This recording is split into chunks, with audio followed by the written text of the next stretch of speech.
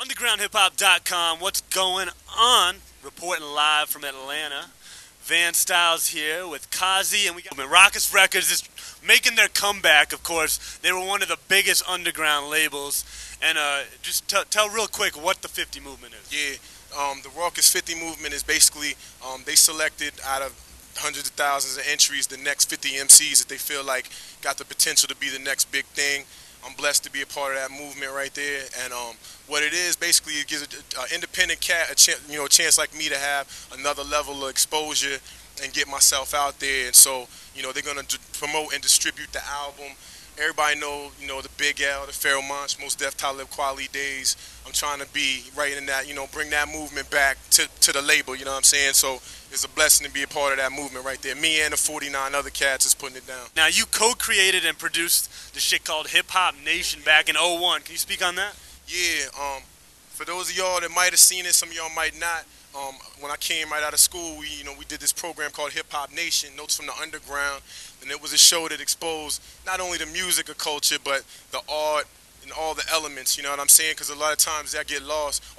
You don't see all the elements of hip hop in mass media. So we put together a show that was made by viewers. They sent their tapes in, and we put together a real dope show. It came on in 108 cities for about 2 years. So if you caught it and showed love to it, much love, But from that movement, even at that time, I was like, yo, I'm ready to get my shit off and put my album out. And so when that show came to an end, I had my album ready. I hit the ground running. Ninth blessed me. I got on my grind. Here we are. Now let's speak on that. Ninth did bless you, of course. We got Spirit of '94 flying out of underground hip hop to all spots, every corner of the world. So how did it come about that you were working with Ninth Wonder to remix that project? Because originally that was your own production. No doubt. Yeah. Basically, man, me and Ninth and Little Brother, all those cats, Just as we came up in the same hip hop community, Raleigh, Durham, Chapel Hill. You know what I'm saying? So it was nothing for me to go down there and do a show, them to come up my way to do a show. Me and Fonte was butting heads in every mic battle that was in the area, you know what I'm saying? But out of that mutual respect came, like, Ninth and them launched off first. So he reached back and was like, yo, let me get your album.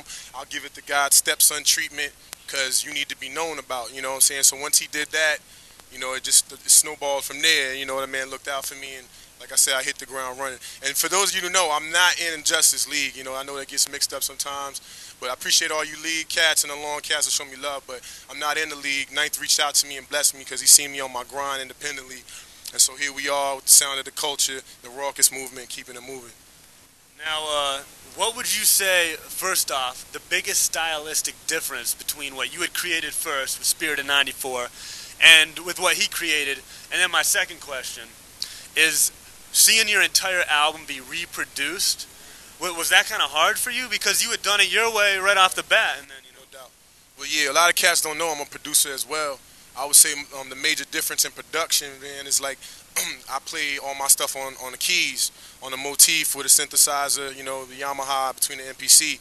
Ninth, is famous for his style of production.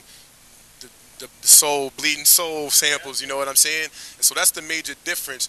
That man is known as a producer. So yeah, it was a humbling thing, but at the same time, realistically, me knowing I do my thing on my mic just as well, you know what I'm saying? It was not, it was nothing to go out there and just be like, you know what, this man is blessing it. I can't have no animosity towards it. I'm still developing as a producer, and I would love it if I could break into production kind of like Eminem did, one track at a time. And to a cats, give respect for me as a producer, you know what I'm saying?